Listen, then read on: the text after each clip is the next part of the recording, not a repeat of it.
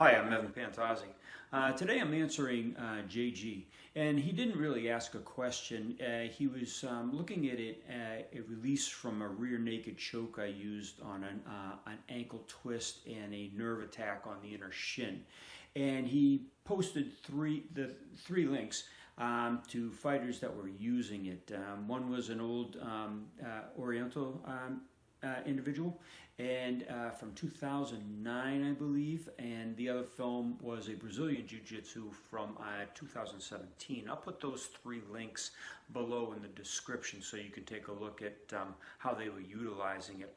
Now, this release I first put on a film back in 2000. It was my first grappling and Kyusho grappling film. I did another one back in 2003 to 2004. Now, oddly enough, back in 1999 or 2000, I get my years mixed up, I was at the Arnold Schwarzenegger, that's a tough name, Classic. And I did a demonstration. I taught a seminar there on the Kyusho. And I got the privilege of meeting Pat Miletich. And Pat Miletich sent me two of his fighters to train for a week. One was Tony Fricklin, and I forget the other guy's name. They never really made it big. Tony Fricklin, I think, made it through a couple preliminary rounds. I don't know what happened to him after that because I didn't follow his career. But I taught him that action back in 2000. And when they were in the dojo for the week, they were, of course, using very successfully, as a matter of fact. Tony Fricklin really didn't like this one. The other guy, he felt that he released. He had a lot of pain, but it wasn't as bad as what Fricklin was going through with it. Some people are, let's face it, more or less sensitive on different parts of their body. Anyway, I taught it to them, and I don't know if they ever used it, though, because, again, I didn't follow their career too much. I knew that one of them had made a couple successful fights and a couple unsuccessful fights. The other one I'd never heard of again.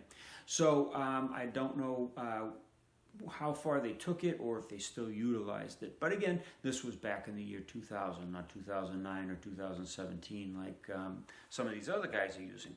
So the ankle lock does work, and it's not just me, a Kyusho practitioner, that can utilize it, okay? I'm showing people the weaker areas of the human body and how to use it in certain circumstances. No, we don't put them in a fight. You'll never see them in a fight. As a matter of fact, when you look at the UFC or any MMA match, when you see a knockout, you can always equate it to a Kyusho target. You just have to have a discerning eye to see where the person got hit. And then you have to train that. Now, is it easy? No. In a demonstration on a YouTube or in a classroom, you can't go that fast because nobody's going to see what you're talking about. And when you're instructing it, you have to slow down anyway. So again, there's that dichotomy. Will it work in a real fight, which so many people have that question? The answer is, of course, yes, because it's been used by boxers. It's been used by jiu-jitsu practitioners for centuries, okay? So that was a great technique. I'm glad you called it out, and I'll put those links below so you guys can see these other practitioners utilizing it, and understand that whatever Kyusho there is, you can apply that in your martial art. Is it ethical? It depends on the technique, okay? This, in particular, this one, I don't see any problem with you escaping a rear naked choke using it, okay? And it's great for you to have this ability, because let's face it, you're in a rear naked choke. You've got very limited options. Let's also face the fact that the other guy got the best of you, okay? He might even be a better fighter because he got behind you, number one. He's got you in the choke, number two.